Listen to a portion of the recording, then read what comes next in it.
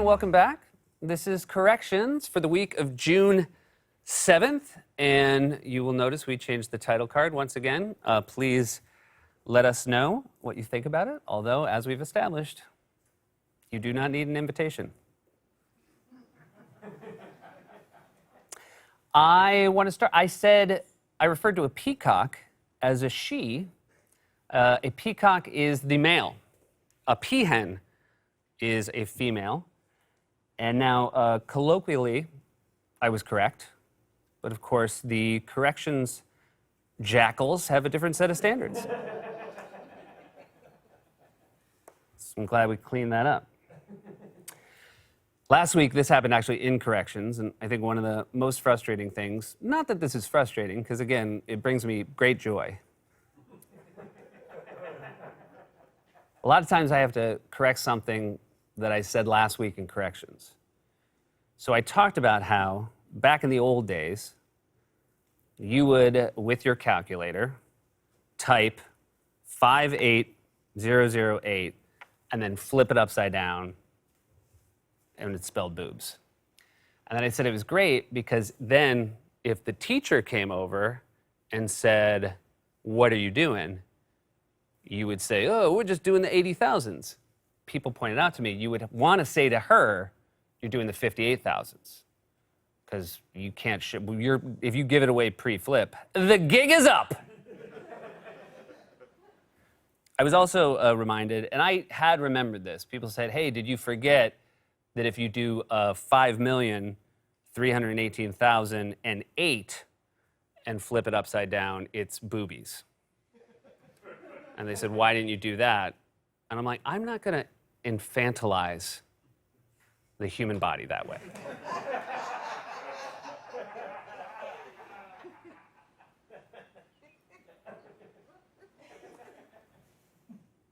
I was doing my excellent, unimpeachably good Werner Herzog impression.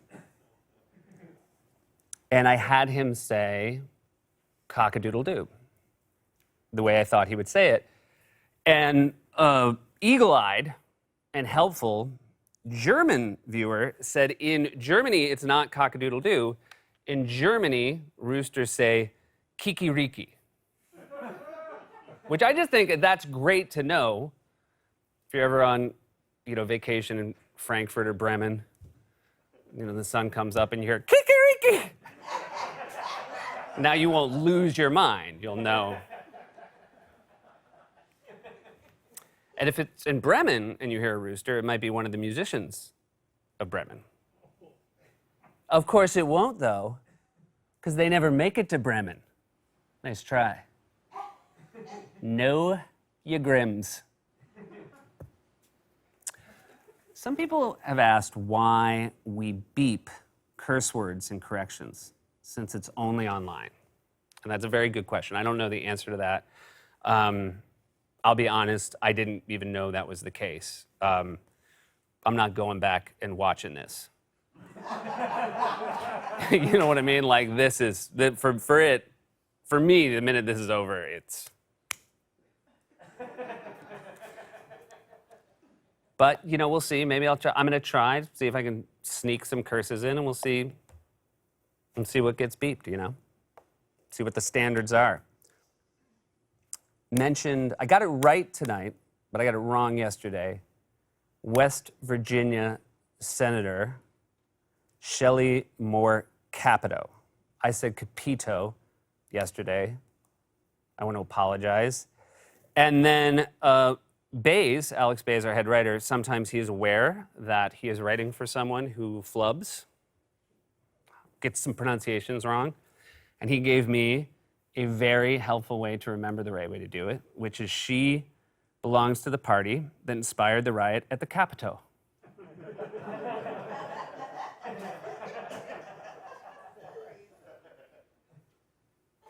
We've talked a lot about the fact that Donald Trump had a blog and he called the horse that won the Kentucky Derby a junkie.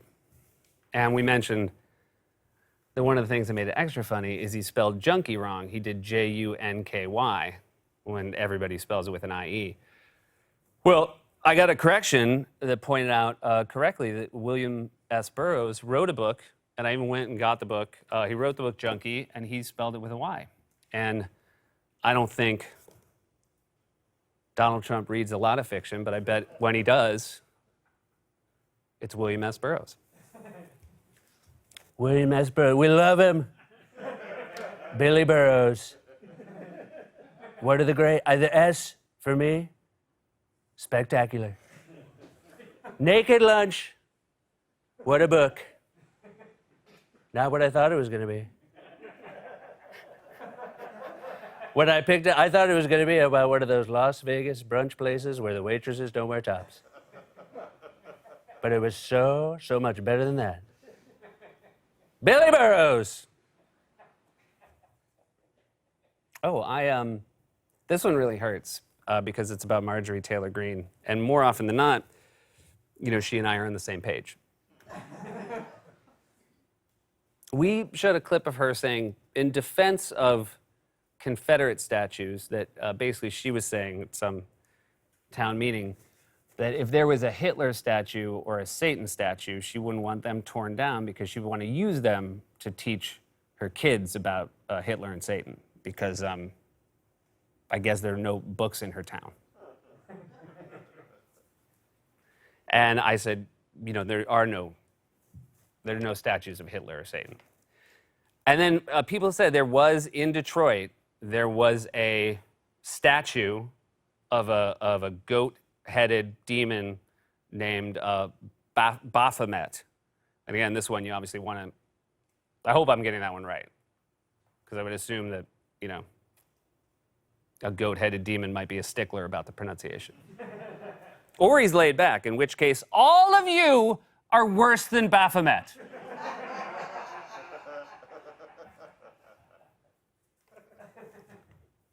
Baphomet, goat-headed demon, and you knew he was there. You knew he had arrived via pentagram. I don't know how things like this show up.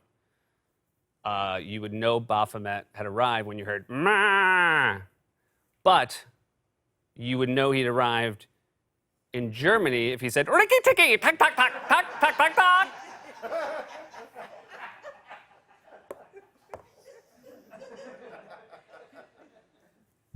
We're talking a lot about cicadas, and a press plane that was following the President Biden, couldn't even take off because of a bunch of cicadas caused mechanical failure. I've been talking about this musical Cicada Cicada that we're doing. And a lot of people said, oh my God, you have to put that in Cicada Cicada. Cicada Cicada is done. This isn't just like an idea. We've written the musical Cicada Cicada. It is about a cicada who emerges from the soil after 17 years, played by Christine Baranski, who loves musicals, and as soon as she emerges, immediately goes to New York, where she meets a cigarette-smoking cockroach, played by Harvey Fierstein, who loves the Mets. And he has to break it to her that Broadway's not open yet, and she said, that's fine, I'll wait as long as it takes. And he doesn't have the heart to tell her that she's only gonna live another 2 weeks. Like, that's how cicadas work.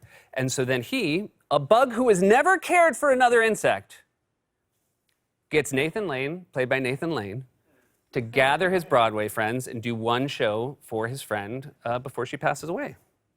And then, after she dies, the last scene, he goes to a Mets game by himself, and for the first time in his life, he cries. Not because his friend is dead, but because the Mets blow a 4-run lead in the ninth.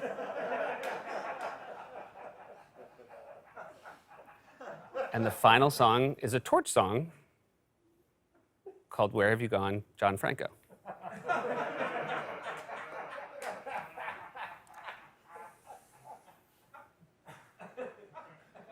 And when you mention Christine Baranski and John Franco in the same bit, that is a calculus that I like to define as one for me, one for the crew.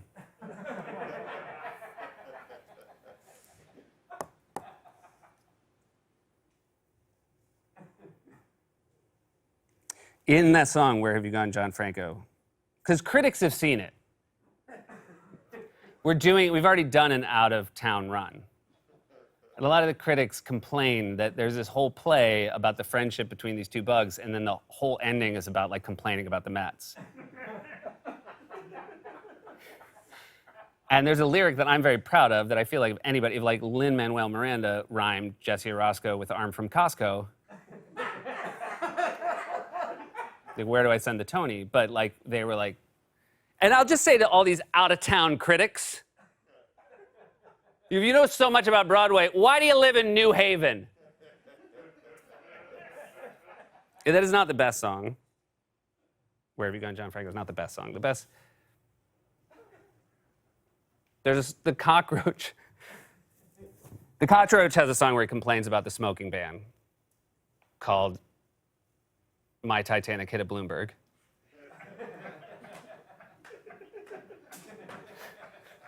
And then the title song, Cicada Cicada, everybody's very surprised because it's actually not about bugs at all. It is sung by Cuban-American John Cicada, and it's about how people sometimes say his name wrong.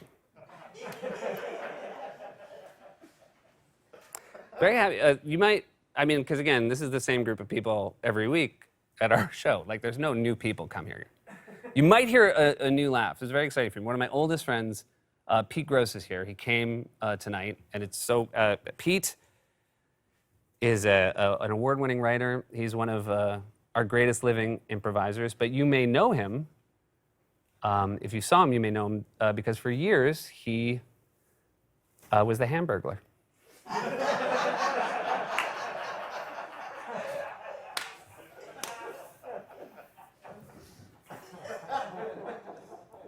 Rabba, my friend. This is a correction for somebody who wrote something, and this was now months ago, and I almost wanted to let it go, but I kind of can't get it out of my head, so I did want to mention it, which is someone who I don't think cares for me. And a lot of these corrections, I can tell that behind it is affection. This is a person who is referencing the fact that I am tan. And in their comment, they had one word misspelled, and it's why I can't get it out of my head. They put an A in a word where there's not supposed to be an A. So I'm going to tell you what they wrote and see if you can pick out the misspelling where there was an A where there shouldn't be an A. What they wrote was, "Hey, bro, what's with the tan? You have the..." It hasn't happened yet. The word hasn't happened yet. "Hey, bro, what's with the tan? You have the same taint as Donald Trump." I think he meant tint.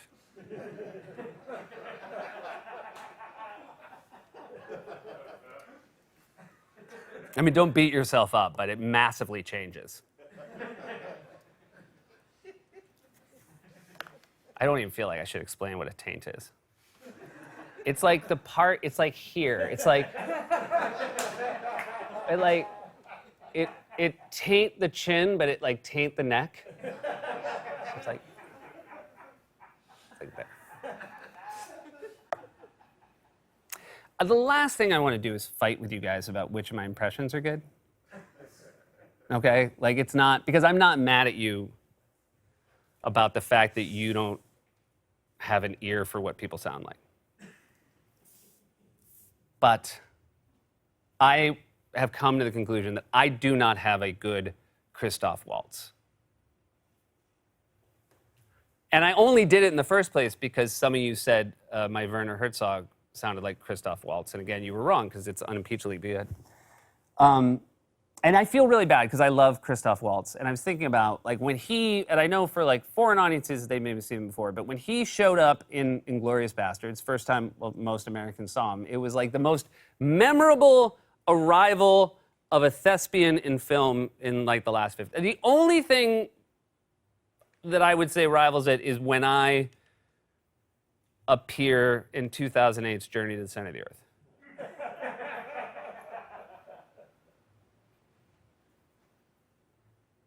Which was a film I was in, a 3D film with Brendan Fraser and Josh Hutcherson. And this is a true story. I did not have a big part in this film, as evidenced by the fact that both of my scenes took place on the surface of the Earth. I was in one of the first scenes, and I'm just going to paraphrase my scene. But I was a scientist who said something along the lines to Brendan Fraser of, "You're never going to the center of the earth." And then I had a scene at the very end of the movie where, and again, I'm paraphrasing. This wasn't the exact line, but something along the lines of, "What?" But this is a true story. They made trading cards for Journey to the Center of the Earth 3D. And I was on one of the trading cards. This was a 3D action film. I was in an office both scenes. My trading card is just me mid-talking. It's like this. But it's 3D, so it's a little bit closer. It's like here. And one time I left SNL and someone asked me to sign this card that I had personally had never seen. So I autographed it. And that was the end of it. And then I found out that they had put it on eBay. And the only reason I found out about it is Shoemaker bought it. And I know that because one time, I go to his office and I'm knocking on his door and I can hear him in there. I'm just like knocking, nothing. Finally, because there's sometimes where I need to talk to him about something. So knocking, hear him, finally I open the door and he goes, "Whoa! Somebody's got to learn to knock." And I said, "I've been knocking." He's like, "Oh, maybe I had my headphones in. Here they are." What? And there's sometimes where you're just like, just forget, just let it go. It was like, just always. And then I look and I see, and again, I only signed one of them. I see this autographed card of mine. And I go, "Where did you get that?" He goes, "Whoa, is this an interrogation?" I'm like, why is everything like this? I'm genuinely curious why you would have like an autographed trading card for one of the few movies I was ever in. And he's just like, and he goes, maybe I'm proud of you.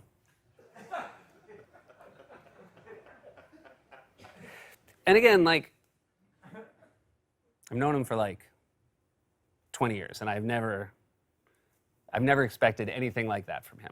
He's just so relentlessly mean. Pete, on the hand, we're coming up on 30 years, buddy. We have burgled a lot of hams. You, the kind of friend that I would expect that from, but not Shoemaker. And he goes, "Maybe I'm proud of you." And I go, "What, really? Why?" And he goes, "It might not have been the best movie, but you were in it. On the big screen. In 3D. He goes, so it was worth every penny I paid for it to have it on my wall." And I was like, wow. And then I said, "What did you have to pay for it?" He goes, "They paid me money to take it."